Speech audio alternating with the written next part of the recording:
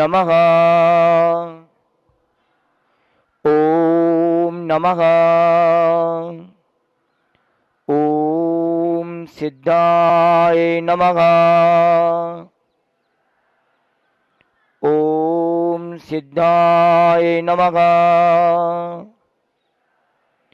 ओम सिद्धाय नमः। ओंकार बिंदु संयुक्तम नित्यं ध्यायन्ति योगिनां कामदं मोक्षदं चैव ओंकाराय नमो नमः। सरस्वती नमस्तुभ्यं वरदे कामरूपिणी विद्यारंभं करिष्यामि सिद्धिर्भवतु मे सदा। सर्वमंगलमंगल्यं सर्वकल्याणकारकं प्रधानं सर्वधर्माणां जैनं जयतु शासनं जैनं जयतु शासनं जैनं जयतु शासनं। श्री रामचंद्र जी के श्री चरणों में सादर शीश झुकाता हूँ। भव भव की प्रभु पाप कटी मंगल गीता गाता हूँ मंगल बेला गाता हूँ।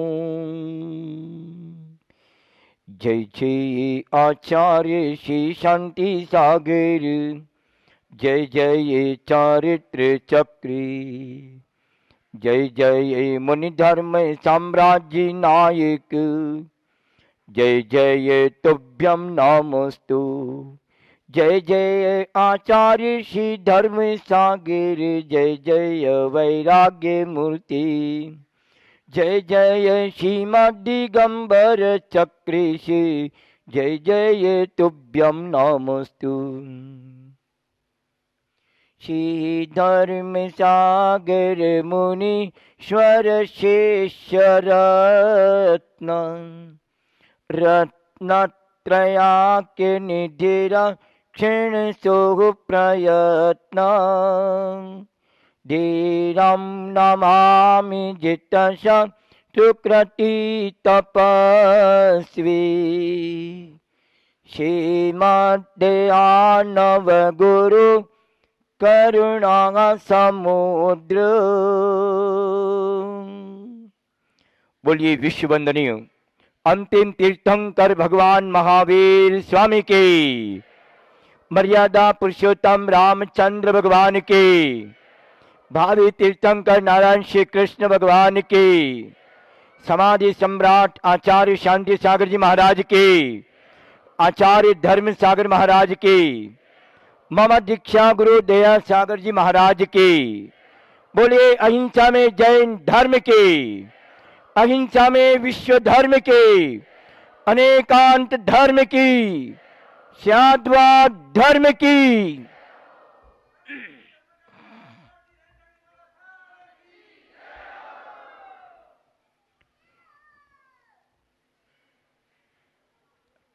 हे आयुष्मान जैन रामायण पद्म पुराण ग्रंथ में एक बहुत सुंदर प्रसंग आया है। बहुत सुंदर, सुंदर नहीं अति सुंदर, सुंदर नहीं अति सुंदर प्रसंग आया है कि राजा जनक, रानी विदेहा, उनकी पुत्री सीता, जब सीता शादी के योग्य हो गई, शादी के योग्य है, राजा जनक विचार करते हैं कि मेरी पुत्री का विवाह किस राजा के राजकुमार से कराऊं। राजा जनक ने मिथिलापुर नगरी के अंदर ऐसी एक सूचना के अंतर सभी देश विदेश राजा महाराजा उस मिथिलापुर नगरी के अंदर राजा जनक के स्वयंवर दरबार के अंदर सभी राजा महाराजा पहुंचते हैं। महाराजा दशरथ, राम, भरत, शत्रुघ्न, लक्ष्मण, ये पुत्र सहित महाराजा दशरथ उस अयोध्या नगरी में पहुंचते हैं, उस मिथिलापुर नगरी में जाते हैं। राजा जनक ने कहा कि इस धनुष को जो उठाएगा मेरी पुत्री का विवाह उस महापुरुष के साथ में कराऊंगी। लेकिन वो देवपुनीत था। धनुष रखा गया उस रंगभूमि के अंदर और सभी राजा महाराजा उस धनुष के पास जाते हैं, लेकिन जाने की किसी की जैसे ही वो जाते हैं उसमें से अग्नि प्रज्वलित होती है। सर्प फूंकार मारते हैं, उठाने की कोशिश करते हैं, लेकिन कोई भी उस धनुष को उठा नहीं पाया। अब क्या होता है? राजा चिंतित होता है कि मेरी पुत्री का विवाह कैसे होगा, किस राजकुमार से होगा, कौन मर्यादा पुरुषोत्तम होगा जो मेरी पुत्री का विवाह उसके साथ होगा। मैं उस बात को कहना चाहता हूं, उस पुण्य की महिमा का वर्णन तुम जानो, उस पुण्य की महिमा को देखो। मर्यादा पुरुषोत्तम राम एक पुण्यशाली आत्मा थे और वो पुण्यात्मा जीव देखो पुण्य के प्रभाव से जैसे ही मर्यादा पुरुषोत्तम राम उस धनुष के पास जाते हैं, उस पुण्य की वजह से अग्नि शांत हो जाती है। क्या होता है? अग्नि शांत हो जाती है, सर्प फूंकार मारना बंद कर देते हैं और रामचंद्र जी उस धनुष को उठाते हैं और प्रत्यंता करते हैं। उसी समय देवों के द्वारा पुष्प वृष्टि वहां हो जाती है। अनेक देव आकर के उस मर्यादा पुरुषोत्तम राम के मस्तक पर पुष्प वृष्टि होती है कि धन्य है ऐसे महापुरुष। उनके पुण्य की महिमा का वर्णन कहां तक गाया जाए। वो पुण्यात्मा जीव मर्यादा पुरुषोत्तम राम जैसे ही धनुष उठाते हैं और उठाने के बाद राजा जनक अपनी पुत्री का विवाह मर्यादा पुरुषोत्तम रामचंद्र जी के साथ विवाह करते हैं और वो पुत्री हार लेकर के, माला लेकर के रामचंद्र जी के गले में पहना देती है। ये किसकी बदौलत है? ये पुण्य की बदौलत है। मैंने परसों बताया था कि संसार में जो सुख मिलेगा वो पुण्य के प्रभाव से मिलेगा और वो सुख 4 प्रकार का होता है। पहला सुख है निरोगी काया, दूजा सुख है घर में है माया, तीजा सुख है कुलवंती नारी, चौथा सुख है आज्ञाकारी। हो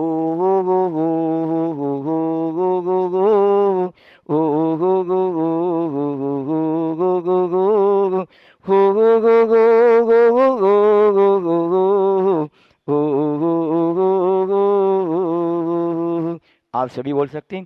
पहला सुख है निरोगी काया, दूजा सुख है घर में है माया, तीजा सुख है कुलवंती नारी, चौथा सुख है आज्ञाकारी।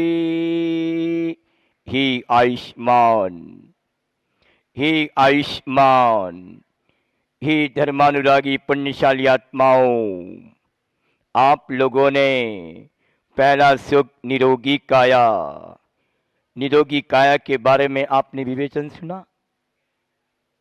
दूजा सुख घर में माया, उसके बारे में आपने विवेचन सुना। तीजा सुख है कुलवंती नारी। कुलवंती नारी, कुलवान नारी अगर अपने घर में आती है वो स्वर्ग बना देती है, उसमें इतनी बड़ी शक्ति होती है। कुलवान नारी अपने घर में आती है, अपने घर को स्वर्गमय बना देती है।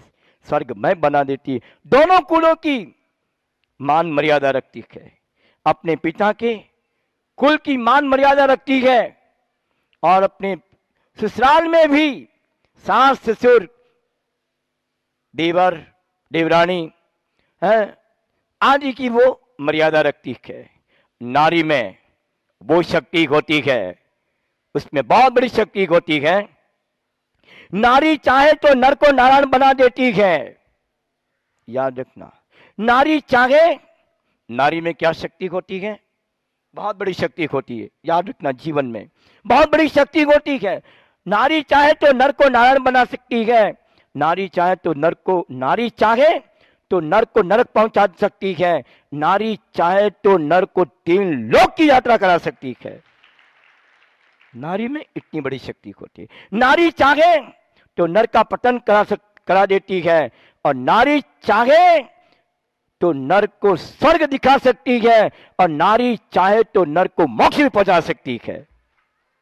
नारी में इतनी शक्ति होती है, नारी में इतनी शक्ति होती है कि वो नर को चाहे तो मोक्ष की यात्रा करा सकती है। ही पुण्यात्मन, याद रखना, नारी में तो वो शक्ति होती है।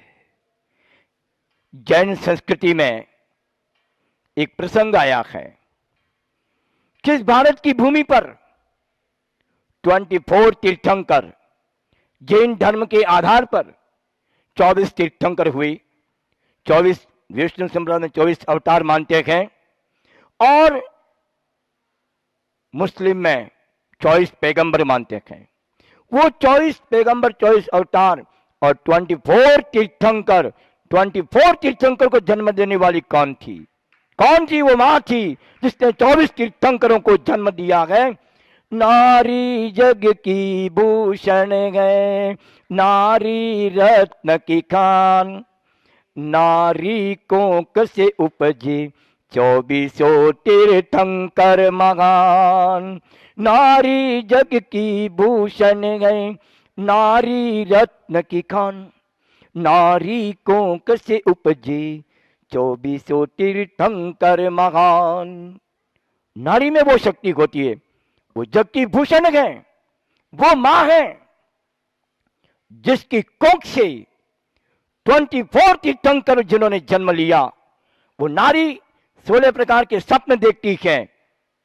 तीर्थंकर को जन्म देने वाली मां 16 सपने देखती है, लेकिन सामान्य पुरुष को जन्म देने वाली भी मां सपने देखती है। मर्यादा पुरुषोत्तम राम, महाराजा दशरथ और महारानी कौशल्या ने, महाराजा दशरथ और उनकी रानी कौशल्या ने भी स्वप्न देखे थे। क्या देखे थे? ये जैन रामायण में उल्लेख है।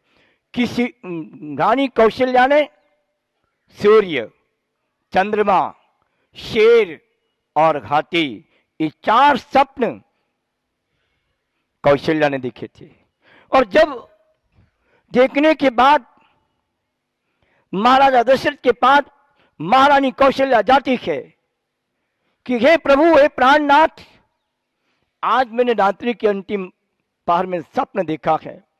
ये सही मैंने स्वप्न देखा तो महाराजा दशरथ, देखो एक पुत्र का जन्म होता है। महाराजा दशरथ, महारानी कौशल्या, उस कौशल्या के कोख से जब प्रभु उन्होंने कहा कि तुम्हारी कोख से जो पुत्र होगा वो 3 लोक का नाथ बनने वाला है, वो भगवान बनने वाला है, तो भगवान रानी ने, उस कौशल्या ने उस राम को जन्म दिया, पुत्र को जन्म दिया।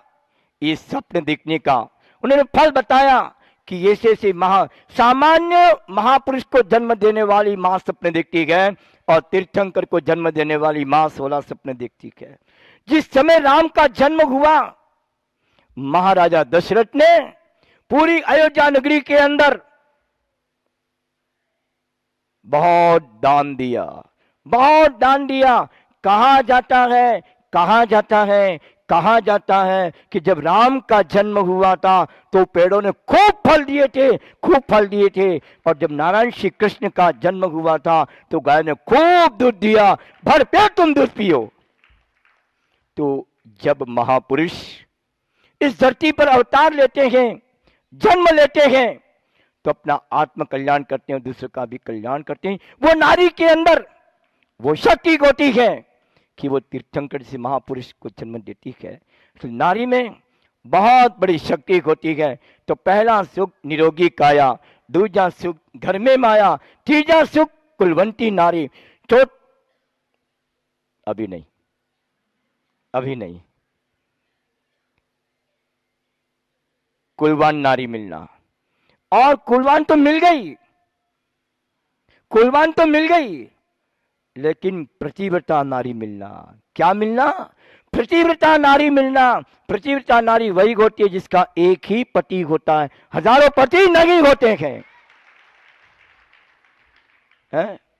उसका एक ही पति होता है। प्रतिव्रता नारी का धर्म है, प्रतिव्रता नारी का धर्म है कि जब मेरे पति के ऊपर किसी प्रकार का संकट आता है, आपत्ति आती है, दुख आता है, तो मेरा कर्तव्य है, जब पत्नी के ऊपर कोई आपत्ति आती है तो पति का भी कर्तव्य है कि अपने पत्नी के संकट के समय उसके दुख को दूर करना, यह पति का बहुत बड़ा धर्म होता है।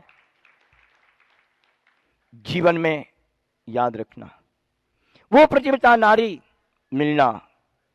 एक राम, जिनकी सीता मैया जंगल में भी साथ निभाया।